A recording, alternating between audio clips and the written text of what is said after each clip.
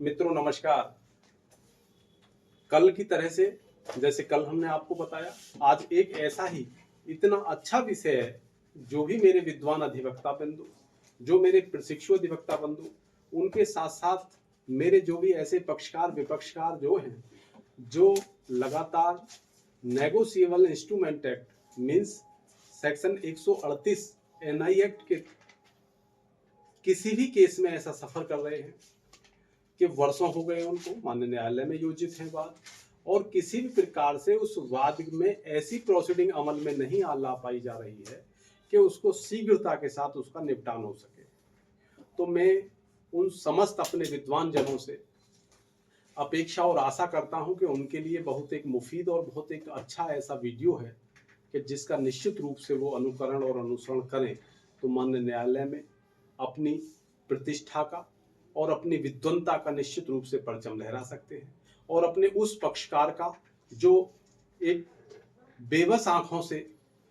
और बेबस तरीके से लाचार स्थिति में न्याय की तरफ लगातार अग्रसर है और न्याय की अपेक्षा जाहिर कर रहा है, लेकिन लगातार माननीय न्यायालय की किसी न किसी कारण से या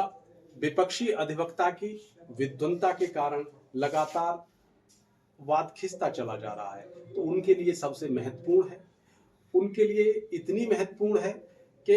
इनमें मैं आज जो डिस्कस करूंगा आपसे, मैं माननीय उच्च न्यायालय इलाहाबाद, चूंकि मैं उत्तर प्रदेश से हूं तो मैं इलाहाबाद के विषय में, और जो मैं भारत के जो लोग भारत में जो निवासित हैं अन्य राज्यों में उनके लिए भी दोनों विषयों पे मैं चर्चा करूंगा। तो जो हमारे उत्तर प्रदेश से बिलोंग कर रहे हैं, जो मेरे भिन्न भिन्न जनपदों में ऐसे वादों से सफर कर रहे हैं लगातार, जो माननीय न्यायालय में विचाराधीन है, तो मैक्सिमम स्थिति में नेगोशिएबल इंस्ट्रूमेंट एक्ट में जो उसकी विधिक प्रक्रियाएं हैं फर्स्ट टाइम वाली, वो तो सब लगभग पूरी करने के बाद में सब लोग जानते ही हैं मेरे विद्वान अधिवक्ता के वाद को कैसे डाला जाएगा, कितने दिनों के अंतराल से डाला जाएगा। जब वाद माननीय न्यायालय में योजित हो जाता है तो एक उसमें सेक्शन है 143(2) और 143(3). इन दोनों फंक्शन इतने महत्वपूर्ण फंक्शन है, ये दोनों इतने महत्वपूर्ण धाराएं हैं ये, कि इसका मेरे समस्त विद्वान अधिवक्ता जनों को निश्चित रूप से अवलोकन और अनुकरण और अनुसरण करना चाहिए। और मैं उन समस्त जुडिशियल ऑफिसर, अपने पीठासीन अधिकारी, विद्वान न्यायिक अधिकारी बंधुओं से भी, मैं उनसे भी विनम्र अनुग्रह करता हूं कि जो 138 एनआई एक्ट के जो भी वाद हैं, जो भी मामले हैं, उनका मामला शीघ्रता से निपटना अनिवार्य है और कटिबद्धता और प्रतिबद्धता माननीय न्यायालय की बनती है। विषय है जो माननीय उच्च न्यायालय में पहुंचा इलाहाबाद में, वो जौनपुर डिस्ट्रिक्ट का था, और जौनपुर डिस्ट्रिक्ट में एक सराय ख्वाजा थाना पड़ता है। उस सराय ख्वाजा थाना में के क्षेत्राधिकार में रहने वाले एक व्यक्ति राजेंद्र यादव, जो नेगोशिएबल इंस्ट्रूमेंट एक्ट के धारा 138 एन में एक सूट फाइल करते हैं, मीन्स किसी के द्वारा देय चेक के सापेक्ष। और जब मुकदमा फाइल हो जाता है तो उसमें दो कंडीशन आती हैं। सबसे पहले कि वो नोटिस जब जाने की प्रक्रिया है कि नोटिस को किस पद्धति से माना जा सकता है, किस रूप से माना जा सकता है, क्या नोटिस माननीय न्यायालय द्वारा या उसको भारतीय पोस्ट ऑफिस या डाक खाने के द्वारा ही मान्य होगा, और यदि किसी वजह से वो डाक लेने से कुछ इस तरह से एक्टिविटी अपना ले कि वहाँ एड्रेस सही नहीं है या दिए पते पे फलाना व्यक्ति रहता नहीं है, तो उस कंडीशन में उसकी क्या स्थिति होगी, पहला। और दूसरा विषय ये है कि यदि देरी हो रही है बहुत अधिक, तो उस देरी का जो प्रमुख कारण है, उसको देरी के कारण को कैसे हम लोग समाप्त कर सकते हैं, कैसे उसको अवॉइड करा करके माननीय न्यायालय के में विधि के अनुसार हम लोग आगे बढ़ सकते हैं। तो दोनों विषय हो गए। तो माननीय उच्च न्यायालय इलाहाबाद में जो मामला पहुंचा, ये रिट पहुंची, वो पहुंची कि उसमें 143(2) सबसे पहले उसमें फाइल हुआ कि नोटिस में देरी हुई। तो नोटिस में देरी के सापेक्ष उन्होंने कहा कि हमने ईमेल और व्हाट्सएप के माध्यम से दोनों उसको सूचना दी थी, लेकिन ईमेल और व्हाट्सएप को माननीय न्यायालय ने दरकिनार कर दिया। इसी के साथ साथ एक एप्लीकेशन मूव और की गई सेक्शन 143(2) और सेक्शन 143(3) में। सेक्शन 143(2) कहता है कि नेगोशिएबल इंस्ट्रूमेंट एक्ट में जो चेक बाउंस वाले मामले हैं उनमें डे पर डे सुनवाई अनिवार्य है, दिन प्रतिदिन सुनवाई अनिवार्य है। और 143(3) सेक्शन 143 3 एनआई एक्ट कहता है कि ये 6 माह की अवधि के अंतराल में ही वाद समाप्त कर लिया जाना चाहिए, हो जाना चाहिए, माननीय न्यायालय द्वारा निर्णीत हो जाना चाहिए। लेकिन पता लगा कि 6-6 वर्ष चल रहे हैं और तब तक भी रिजल्ट नहीं आ पा रहा है।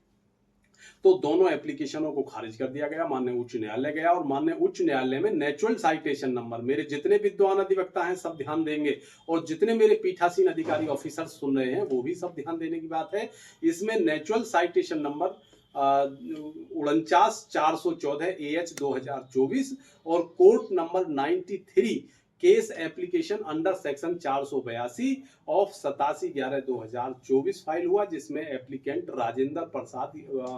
यादव, उन्होंने against state of UP file जब हुआ तो 19 मार्च 2024 को इसका रिजल्ट आ जाता है, मीन्स उसका निर्णय हो जाता है। ऑनरेबल न्यायमूर्ति अरुण कुमार देसवाल द्वारा ये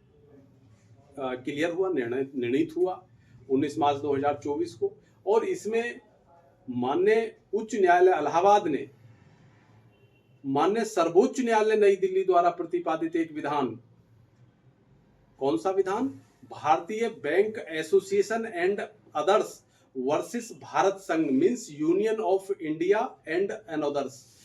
इसका हवाला देते हुए पूरा जो भारतीय बैंक एसोसिएशन माने सर्वोच्च न्यायालय नई दिल्ली द्वारा जो प्रतिपादित विधान था, इस विधान के अनुपालन में जो बिंदु क्रिएट किए गए माननीय सर्वोच्च न्यायालय नई दिल्ली द्वारा, वो समस्त बिंदुओं का हवाला उपरोक्त साइटेशन नंबर में जो भी मैं आपको बता रहा हूं, Rajendra Prasad Yadav versus state of UP में उल्लिखित करते हुए पारित किया और सबको डायरेक्शन दी गई, निर्देशित किया गया इसमें। तो उन दोनों में ही निर्देशित किया, जो भी दोनों बिंदु पे हम चर्चा कर रहे थे कि जो भी कोई समन, जो भी कोई लीगल नोटिस विपक्षी को मीन्स एक्यूज्ड के रूप में यदि हम लोग किसी को सूचना देना चाहते हैं तो वो ईमेल और व्हाट्सएप के द्वारा वैध मानी जाएगी। पहला ये क्लियर हो गया। अगला विषय, ये जो लेंथी है, जो देरी हो रही है माननीय न्यायालयों में, तो देरी के लिए उन्होंने कहा है कि जो 138 एनआई एक्ट का कहीं भी किसी भी मजिस्ट्रेट महोदय के यहाँ, पीठासीन अधिकारी के यहाँ किसी भी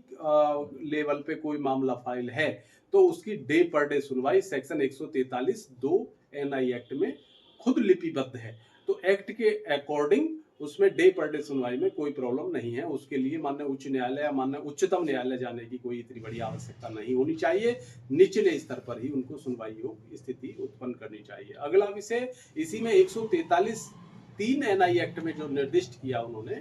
उसको भी फॉलो किया। उसको फॉलो करते हुए उन्होंने साफ और सुस्पष्ट किया कि 6 माह की अवधि के अंतराल में कोई भी किसी भी प्रकार का 138 एनआई एक्ट का केस कंप्लीट निर्णीत हो जाना चाहिए किसी भी स्टेज पर। तो ऐसी स्थिति जो मैंने अभी अपने विद्वान जनों को सबको बताने का प्रयास किया, निश्चित रूप से सभी लोगों को, मेरे विद्वान जनों को, विद्वान अधिवक्ता बंधु हो, चाहे प्रशिक्षु अधिवक्ता हो, चाहे पीठासीन ऑफिसर्स हो, चाहे पक्षकार विपक्षकार कोई भी हो, सबके निश्चित रूप से सबको समझ में आया होगा। कल पुनः एक नवीन विषय के साथ हम लेकर आपको समक्ष हाजिर होने का मैं पूरा प्रयास करूंगा। तब तक लेते हैं आपसे विदाई। नमस्कार।